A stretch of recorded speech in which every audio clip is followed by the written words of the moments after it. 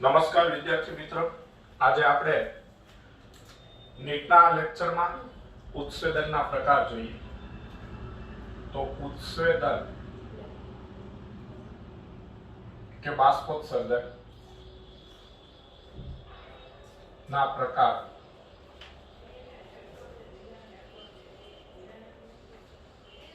હવે ઉત્સેદનના 4 પ્રકાર છે. એક રંધ્રીય ઉત્સેદન, ત્વચીય ઉત્સેદન, હવાદાર છિદ્રીય ઉત્સેદન અને છાલ દ્વારા થતું ઉત્સેદન.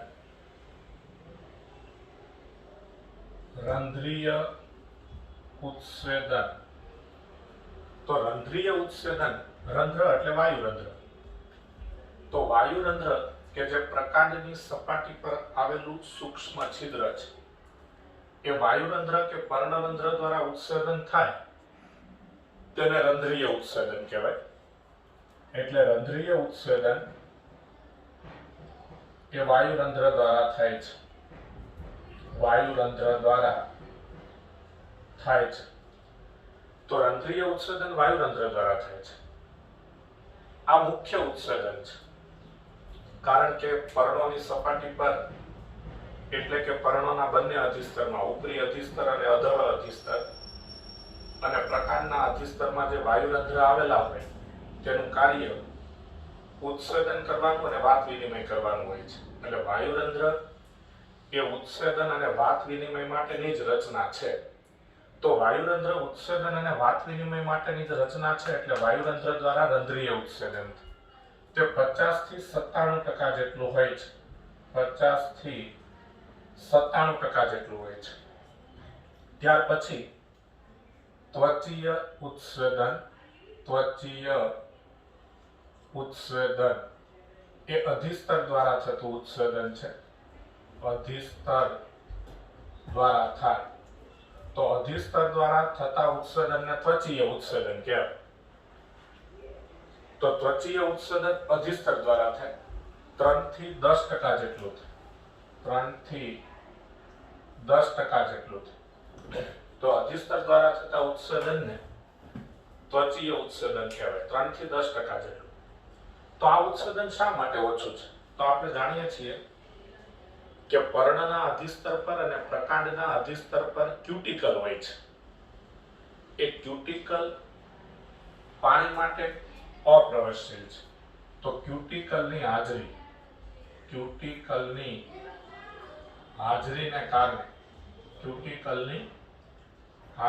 કારણે આ ઉત્સેદન ઓછું થાય છે.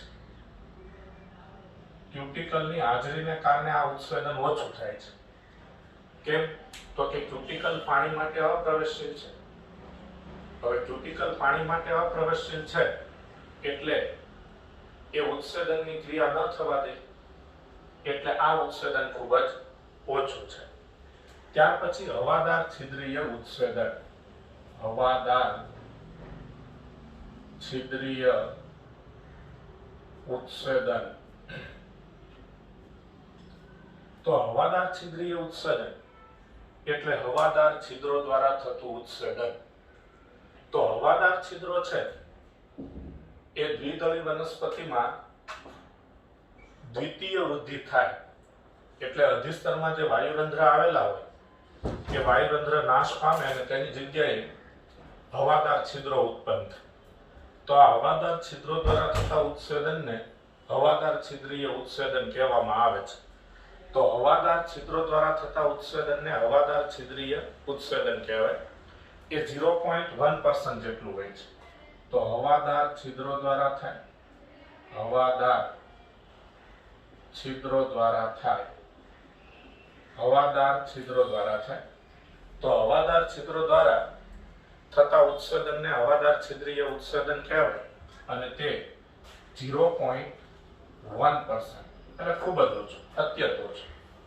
અને છાલ દ્વારા થતું ઉત્સેદન એટલે કે છાલ ઉત્સેદન, તો એ 1% જેટલું હોય છે.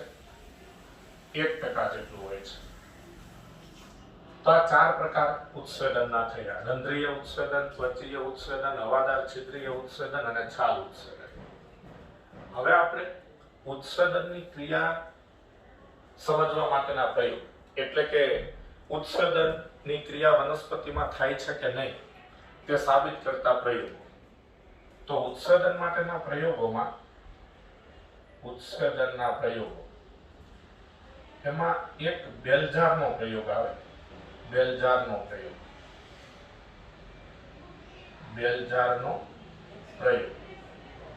તો બેલજારના પ્રયોગમાં કેવું હોય કે આ રીતે એક બેલજાર છોડને ઢાંકી દેવામાં આવે છે. એટલે કે આ રીતે આ કુંડું મૂકેલું છે, તો આ કુંડા ઉપર છોડ ઉગાડેલો છે. આ એના પર્ણો.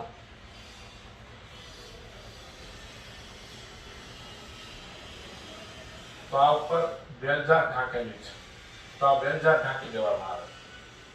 તો કુંડામાં ઉગાડેલા છોડ પર બેલજાર ઢાંકી દઈએ એટલે શું થાય કે આ પર્ણો છે એમાં ઉત્સર્જનની ક્રિયા થાય. એટલે પર્ણો ઉત્સર્જન કરી અને તેનું પાણી બાષ્પ સ્વરૂપે ગુમાવતા જાય. પર્ણો ઉત્સર્જન કરી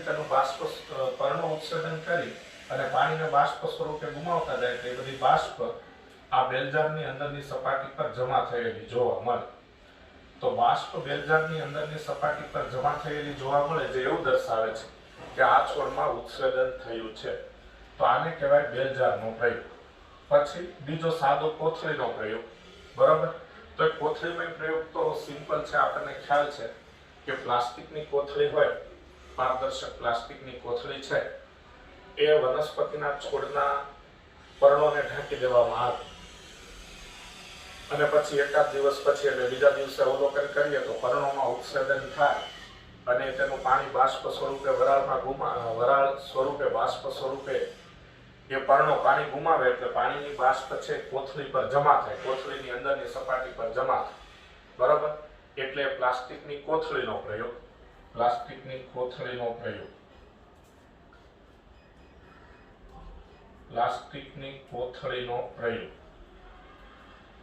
ત્રીજો પ્રયોગ છે એ છે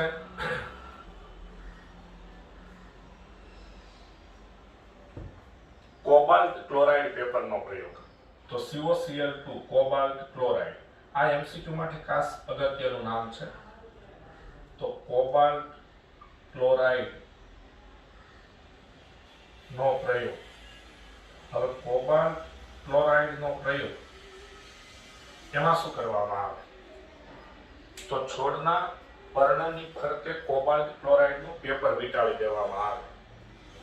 તો કોબાલ્ટ ક્લોરાઇડનું પેપર વીંટાળી દેવામાં આવે એટલે દાખલા તરીકે આ જમીન પર ઉગેલો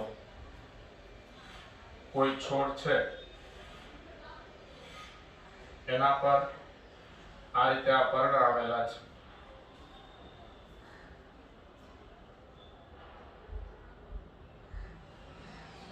આ મૂળ તંત્ર.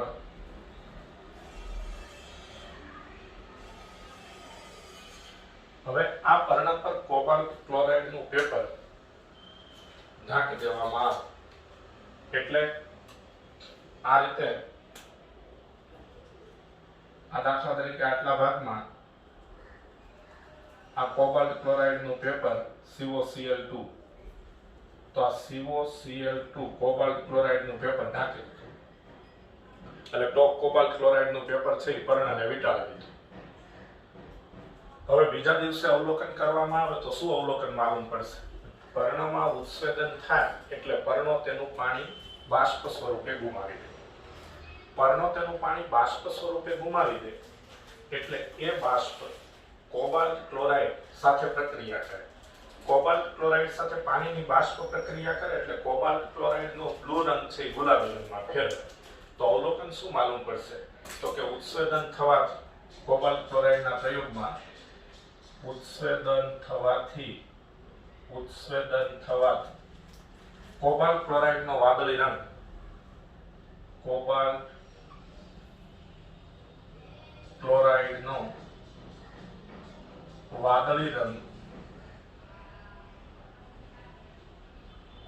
ક્લોરાઇડનો વાદળી રંગ ગુલાબી રંગમાં ફેરવાઈ જાય છે. વાદળી રંગ ગુલાબી રંગમાં ફેરવાય છે. તો કોબાલ્ટ ક્લોરાઇડનો વાદળી રંગ છે એ ગુલાબી રંગમાં ફેરવાય છે. તો કોબાલ્ટ ક્લોરાઇડના પ્રયોગમાં એમસીક્યુ પૂછાય એવો છે કે ઉત્સેદનના પ્રયોગ માટે નીચેનામાંથી કોનો રંગ વાદળીમાંથી ગુલાબી થાય છે? એટલે કે ઉત્સેદનનો પ્રયોગ કરવા માટે વપરાતા કયા પદાર્થમાં વાદળી રંગ ગુલાબી રંગમાં પરિવર્તન પામે છે? તો જવાબ આવે કોબાલ્ટ ક્લોરાઇડ પેપર. તો આ રીતે પર્ણની આસપાસ કોબાલ્ટ ક્લોરાઇડનું પેપર છે લગાવવામાં આવે અને કોબાલ્ટ ક્લોરાઇડનું પેપર લગાવી અને જોવામાં આવે તો ઉત્સર્જન થવાને કારણે કોબાલ્ટ ક્લોરાઇડનો વાદળી રંગ ગુલાબી રંગમાં ફેરવાઈ જાય છે. એટલે કે કોબાલ્ટ ક્લોરાઇડનું વાદળી રંગનું પેપર ગુલાબી રંગનું થઈ જાય છે. તો આ ઉત્સર્જન માટેના પ્રયોગો થયા. હવે આપણે ઉત્સર્જન પર અસર કરતા પરિબળોની ચર્ચા કરીએ. તો ઉત્સર્જન પર અસર કરતા પરિબળોની જો ચર્ચા કરીએ તો તેમાં કયા કયા પરિબળો ધ્યાનમાં લેવાના છે તો એ જોઈએ.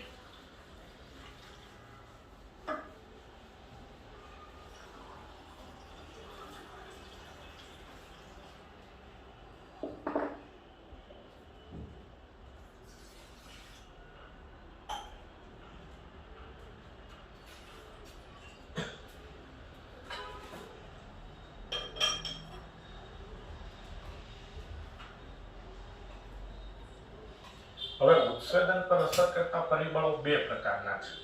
એક અજૈવિક પરિબળો અને બીજા જૈવિક પરિબળો. તો ઉત્સર્જન પર અસર કરતા પરિબળો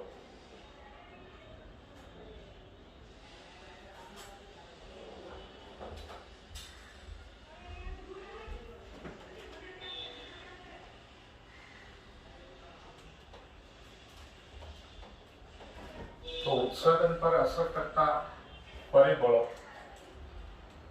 બે પ્રકારના છે. એક અજૈવિક પરિબળો પહેલા જોઈએ. અજૈવિક પરિબળો એટલે પર્યાવરણના પરિબળો થઈ જાય. અજૈવિક પરિબળો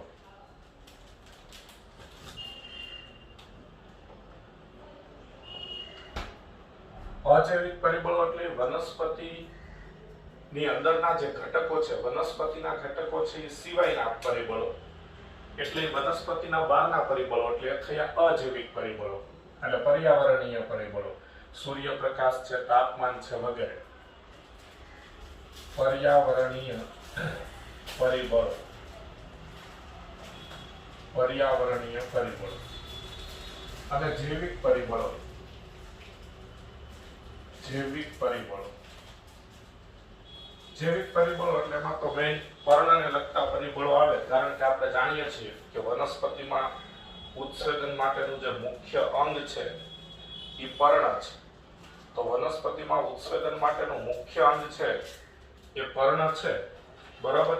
એટલે એમાં તો પર્ણને લગતા પરિબળો આવે. તો અજૈવિક પરિબળોમાં આપણે જોઈએ તો અજૈવિક પરિબળોમાં તાપમાન, પ્રકાશ, ભેજ, તાપમાન, સૂર્યપ્રકાશ. તો તાપમાન, સૂર્યપ્રકાશ, હવાની ગતિ એટલે પવન, હવાની ગતિ એટલે કે પવન અને સાપેક્ષ ભેજ, સાપેક્ષ ભેજ. પાણી પણ આવે. તો આ સાપેક્ષ ભેજ એક માત્ર એવું પરિબળ છે કે સાપેક્ષ ભેજ ઉત્સર્જનના દર સાથે વ્યસ્ત પ્રમાણમાં છે. સાપેક્ષ ભેજ ઉત્સર્જનના દર સાથે વ્યસ્ત પ્રમાણમાં છે. એટલે એનો મીનિંગ શું થાય? વ્યસ્ત પ્રમાણમાં કે જો સાપેક્ષ ભેજનું પ્રમાણ વધારે હોય તો ઉત્સર્જન ઓછું થાય, અને જો સાપેક્ષ ભેજ ઓછો હોય તો ઉત્સર્જન વધારે થાય. એટલે વનસ્પતિના જે પર્ણ હોય, દાખલા તરીકે આ વનસ્પતિનું પર્ણ છે,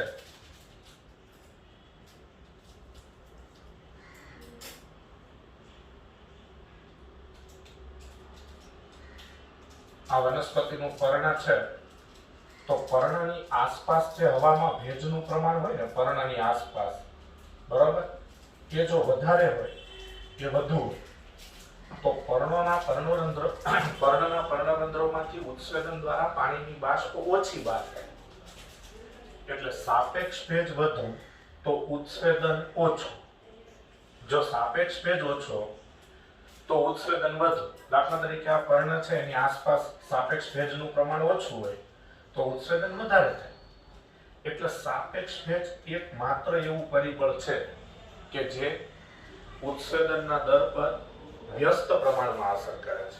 એટલે કે પર્ણની આસપાસ ભેજનું પ્રમાણ વધુ તો ઉત્સેદન ઓછું અને પર્ણની આસપાસ ભેજનું પ્રમાણ ઓછું તો ઉત્સેદન વધુ. બાકીના જે આ બધા પરિબળો છે, તાપમાન, પ્રકાશ, બરાબર, અને પવન, એ બધા ઉત્સેદન સાથે સમપ્રમાણમાં છે. એટલે કે તાપમાન વધે તો ઉત્સેદન વધુ થાય. તાપમાન વધુ હોય ત્યારે ઉત્સેદન એટલા માટે વધુ થાય કે તાપમાન વધુ હોય એટલે પર્ણના કોષોની અંદરનું પાણી છે એ ઝડપથી બાષ્પમાં ફેરવાય અને બાષ્પ સ્વરૂપે પાણી પર્ણોમાંથી દૂર થાય. એટલે જો તાપમાન વધુ તો ઉત્સેદન વધુ. સૂર્યપ્રકાશની તીવ્રતા વધુ તેમ ઉત્સેદન વધુ થાય.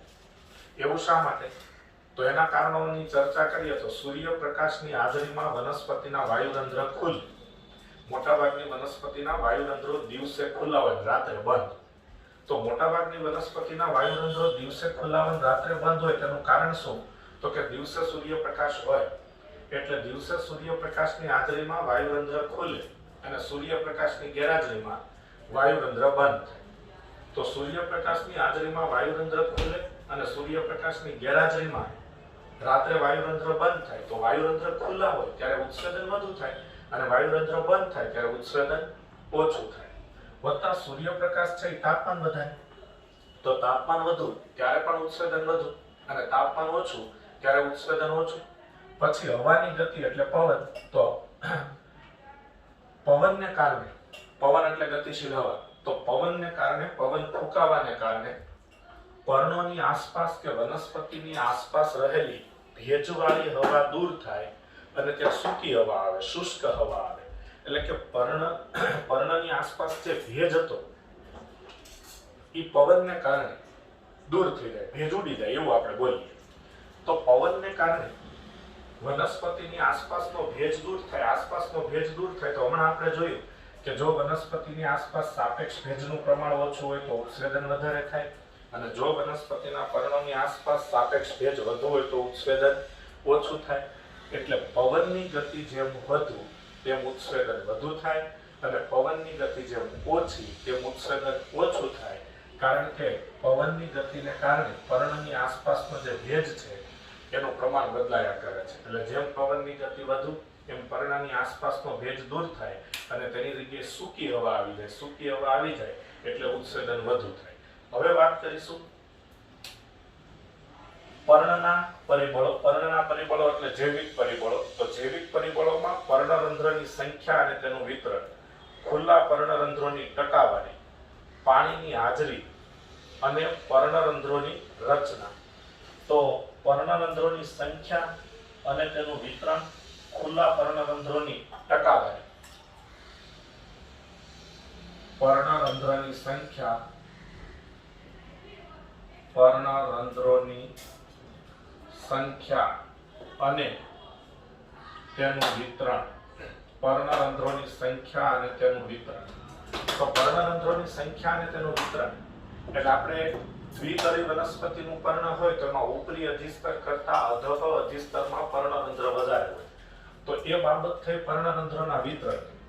બરાબર? તો પર્ણરંધ્રોની વિતરણ ઉપરી અધિસ્તર કરતા અધઃ અધિસ્તરમાં પર્ણરંધ્રો વધુ આવેલા હોય તો ઉત્સેદન ઓછું થાય.